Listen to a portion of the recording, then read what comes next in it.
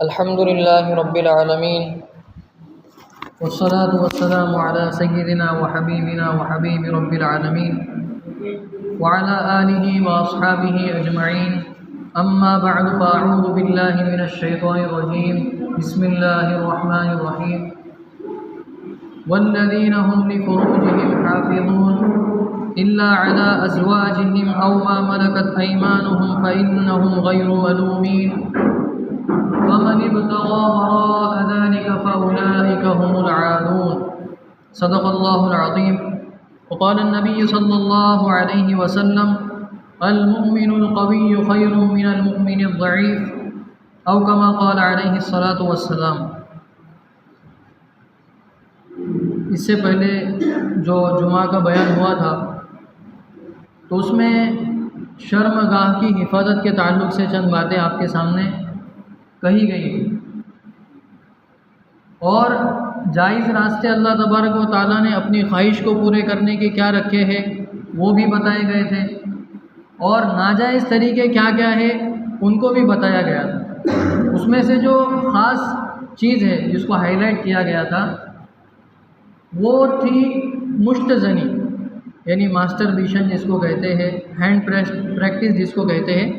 तो उसको बहुत ज़्यादा तफसील से बयान किया गया था और उससे होने वाले जो नुकसान थे बॉडी पर और जहन के ऊपर और इंसान के फ्यूचर के ऊपर उसके क्या क्या नुकसान होते हैं उसको तफसील से बयान किया गया था। तकरीबन 30 से ज़ायद नुकसान उसके बयान किए गए थे।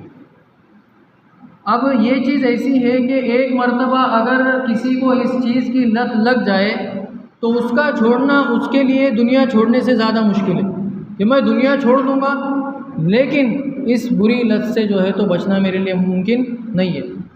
कहीं थोड़ा सा मौका मिल जाए फ़ौरन मोबाइल निकाल के वो थोड़ी ही कोई चीज़ हो वो देख ले, कहीं थोड़ा सा उसको एक अलहदगी का मौका मिल जाए, कहीं अकेले में चला जाए तो वहाँ पर क्या कर लेगा वो फ़ौरन उस चीज़ को देखना शुरू करेगा।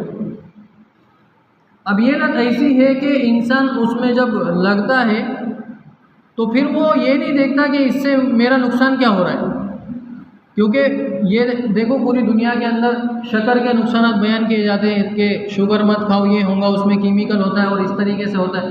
लेकिन चाय पीना किसने छोड़ी है अभी, और रसगुल्ले खाना किसने छोड़ा है, और जिलेबी से कौन बचेगा? क्यों नहीं बचते भाई? जिलेबी का अपना मज़ा है, रसगुल्ले का अपना मज़ा है और गरम गरम चाय से जब भाप उड़ रही हो तो उसको चुस्की लेने का अपना मज़ा है। तो मज़ा तो है, उसका इनकार नहीं है, लेकिन उस मज़े से जो फ्यूचर में नुकसान होते हैं उसका इनकार भी हम नहीं कर सकते। तो लज्जत है इसके अंदर, हम ये नहीं कह रहे कि मास्टरबेशन जो कर रहे हैं उसके अंदर लज्जत नहीं है। लज्जत तो है, यकीनन लज्जत तो मिलेगी, उसीलिए तो लोग करते हैं। लेकिन इस लज्जत के जो नुकसान हैं वो इस लज्जत से कहीं ज़्यादा बुरे हैं और ख़तरनाक है, इसलिए इससे बचाया जा रहा है। अब इस टॉपिक पर बोलना इसलिए भी ज़्यादा अहम बन चुका है कि आजकल जो हमारे डॉक्टर हजरात है और जो सीरियल निकलती है और जो पिक्चर बन रहे हैं उसके अंदर इस चीज़ को नॉर्मलाइज किया जा रहा है। क्या किया जा रहा है? This is not matter, this is normal. क्या है? ये नॉर्मल है। डॉक्टर के पास जाओ और नौजवान कोई अपनी शिकायत करे कि मेरे ऊपर शहवत का गलबा होता है और मुझे ये चीज़ करने का दिल करता है, तो डॉक्टर साहब भी घुन्ने बन के क्या कहते हैं कि this is no matter, one time in month you can do. आप एक महीने में एक मरतबा ये चीज़ कर सकते हैं। हालांकि उसको नहीं पता कि एक महीने में एक मरतबा पे आदमी नहीं रुकता, क्योंकि जवानी का जोश है। तो डॉक्टर क्या कहते हैं कि ये चीज़ आप कर सकते हैं, कोई मसला नहीं, कोई मैटर नहीं है, क्योंकि इनको अपनी भी दुकान चलानी है, अपना भी मतलब बताना है कि भाई हम भी कुछ पढ़े लिखे हैं। यही अगर शरीयत की बात नकल करने लग जाए तो फिर इनकी क्या अहमियत बाकी रहे। तो ये क्या कर रहे हैं, उसकी इजाज़त दे रहे हैं, मास्टरबेशन की क्या कर रहे हैं, जवानों को इजाज़त दे रहे हैं। ऐसा नौजवानों का बेड़ा गर्क हो रहा है, ऐसा नौजवानों का बेड़ा गर्क हो रहा है कि फिर ये डॉक्टर के पास भी जाने को शर्माते हैं। क्या होता है? यानी जिस डॉक्टर ने इसको इजाज़त दी थी, जब ये हालात से परेशान होता है तो उस डॉक्टर के पास जाते हुए इसको शर्म आती है जिसने इसको इसकी इजाज़त दी थी, तो उसके पास तो जाओ। लेकिन इतना वो कमज़ोर हो चुका है कि उसके पास जाने की भी उसकी ताकत है, शर्मिंदगी है उसको।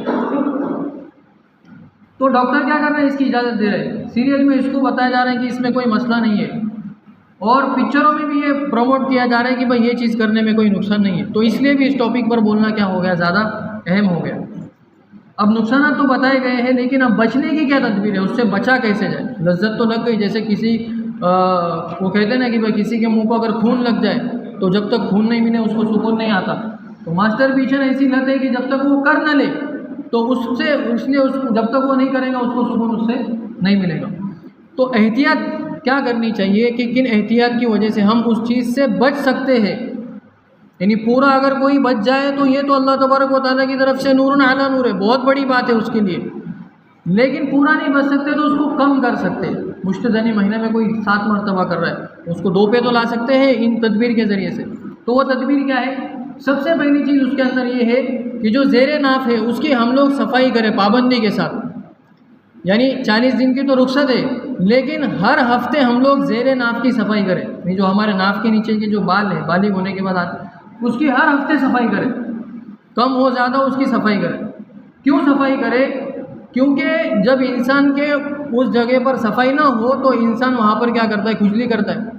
खुजली करने की वजह से अगर उसको लज्जत आने लग जाए तो फिर उस गुनाह की तरफ क्या हो जाता है, मुब्तला हो जाता है और उसके अंदर पड़ जाता है।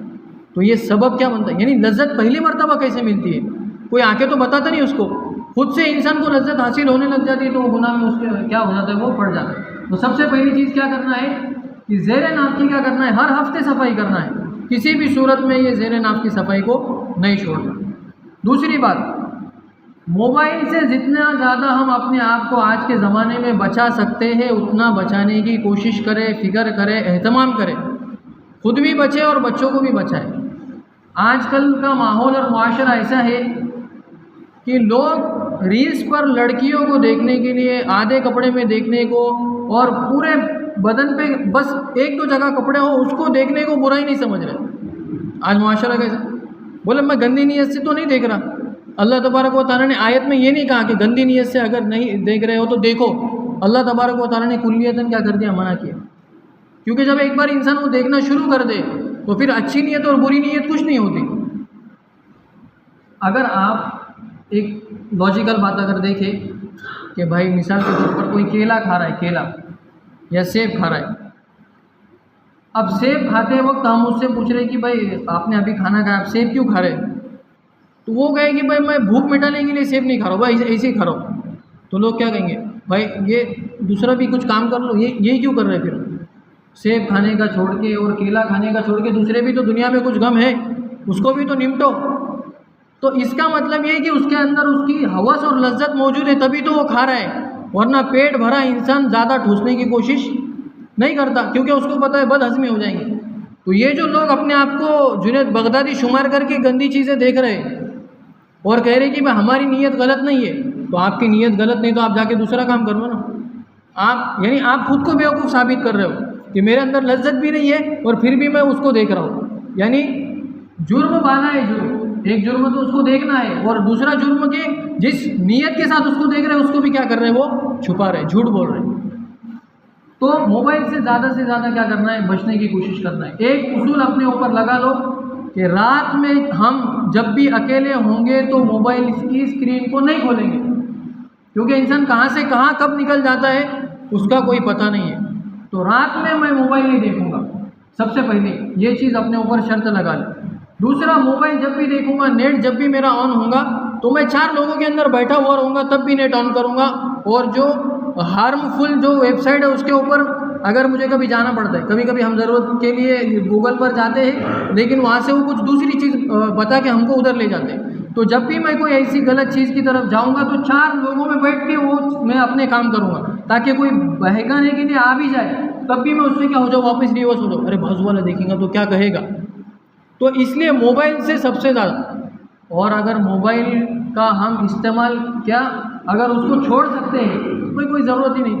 मिसाल के तौर पे आज 7-8 साल के बच्चों के पास मोबाइल है, क्यों बनाया हुआ है कि फॉलोअर बढ़ाने वाला। वो फॉलोअर बढ़ाने से कौन सी सोने के सिक्के घर में आते हैं।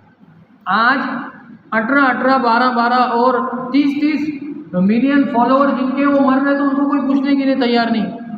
अभी एक्सीडेंट में कई सालों पहले एक बंदा मरा है, कौन पूछ रहा है उसको आज?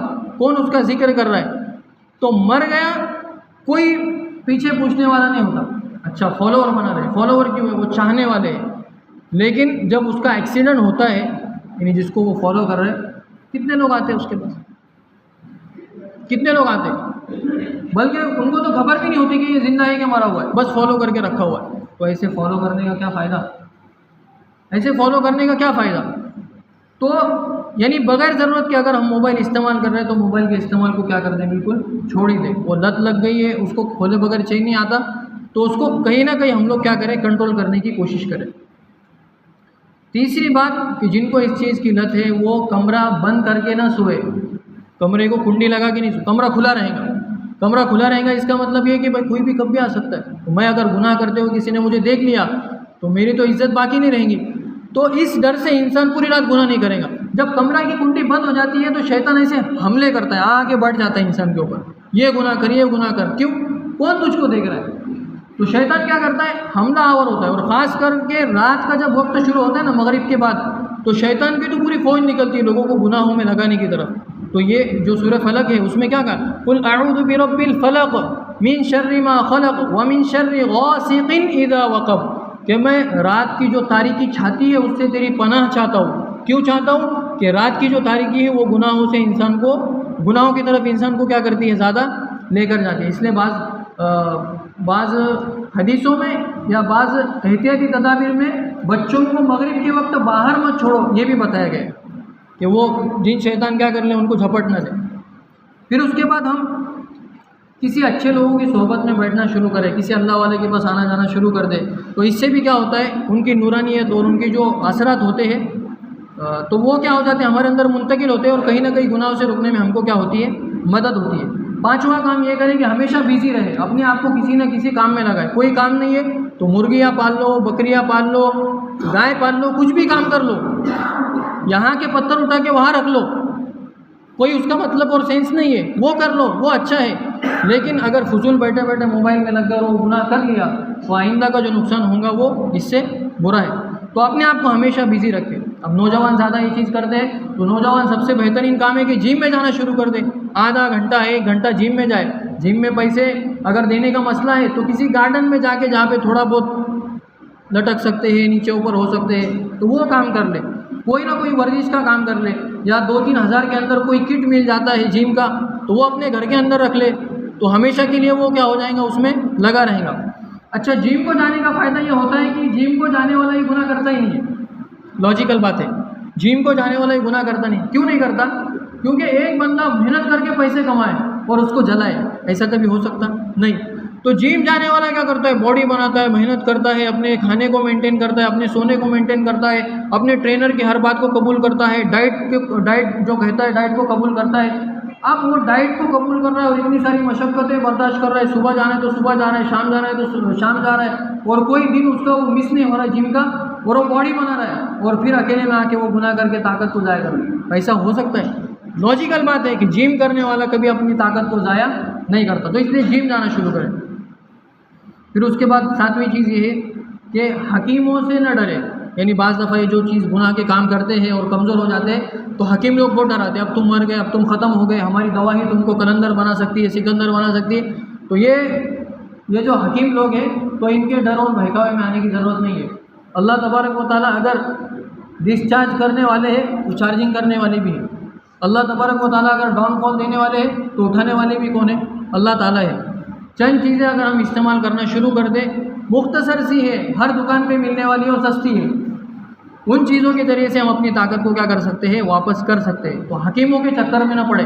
10-10 हज़ार रुपये लेते, 20-20 हज़ार रुपये लेते, लेकिन उसके अंदर ज़र्रा बराबर भी फ़र्क नहीं आता। यानी उसकी जो ताकत पहले थी वैसी ही ताकत है, क्या उसके अंदर फ़ायदा हुआ? तो हम सबसे पहली तदबीर तो ये करें कि खजूर खाना शुरू करें रोज़ाना। अब खजूर खाने का तो हमारे यहाँ माहौल ही नहीं है। अगर रमज़ान में खजूर खाते हैं तो बिल्कुल ऐसा कोरोना वायरस हो गया, खजूर को इस तरीके से उठाएंगे और सोच सोच कर खाएंगे कि आधा खा लो तो ही अच्छा था, ये क्यों खा लिया, ऐसा कर रहे हैं। भाई खजूरें तो खाने की चीज़ है, अरब लोग दंदनाते क्यों फिर रहे, और हम, वो तो एक खैर निजी बात है, थोड़ी सी मतलब बुरी भी लग जाएंगी किसी को। वहाँ पे ऐसा मसला है, हम गए थे अभी तो वहाँ पे हमारे जो साथी थे, मैंने उनसे पूछा कि यहाँ पे रिवाज है क्या 2-2, 3-3, 4-4 का? क्योंकि हम तो कायल है 2-2, 3-3, 4 के, कुरान हदीस में है तो उसको बयान करना भी ज़रूरी और करना भी ज़रूरी। तो 2-2, 3-3, 4 का हर घर का रिवाज है क्या? तो जो हमारे टूर्स में थे साथ में हमारे मौलाना थे, तो मौलाना ने कहा कि पहली बीवी अगर ये दूसरा निकाह नहीं करता आदमी तो उसको शक की निगाह से देखती है। मैंने कहा ये तो लॉजिक पहली मरतबा मालूम पड़ा। हम तो समझते हैं कि भाई ये रिवाज देख के कर रहे नहीं क्या भाई 2-2, 3-3 का रिवाज। तो कहा कि वो अगर दूसरी निकाह ना करे तो बीवी शक की निगाह से देखती है कि भाई ये काम का बंदा नहीं है, एक पे ही बस हो गया। तो अल्लाह तबारक व तआला ने हकीम बनाया, इंसान को ताकत दी है। तो ताकत क्यों है? वो खजूरें खा रहे सुबह शाम। हम जैसे चाय पीते वैसे वो खजूर खाते, कभी फुला आ रही, कभी फुला आ रही, कभी फुला आ रही। तो खजूरें खाने का हम क्या करें? ज़्यादा से ज़्यादा एहतमाम करें। तलबीना एक चीज़ है, उलमाए करम जानते हैं, हदीसों में भी उसका जिक्र है। अगर उसको बना सकते तो बना भी ले। ये 5 मिनट का जो मदरसा है उसके अंदर है, तिब्बे नबवी से इलाज के अंदर, तो वहाँ से उसका फॉर्मूला ले ले, या ऑनलाइन ऑर्डर करेंगे तो वो चीज़ मिल जाएंगी। तो तलबीना खाना शुरू करें। तीसरी बात, किसी हकीम के पास, किसी डॉक्टर के पास जो सेंस वाली बात करते, उनके पास जाके उसका क्या करें? इलाज शुरू करें। तो इंशाल्लाह उससे क्या होगा? फ़र्क होगा। और अल्लाह तबारक व तआला से उम्मीद है कि जितना भी नुकसान हो गया तो वो क्या होगा? कवर होगा। सबसे मेन चीज़ उसके अंदर यही है कि मोबाइल से हम जितना दूर रह सकते, अपने नौजवानों को दूर रख सकते, उतना दूर रखने की कोशिश करें। अल्लाह तबारक व तआला हम सबको कहीं सुनी बातों पर अमल करने की तौफीक अता फरमाए। और एक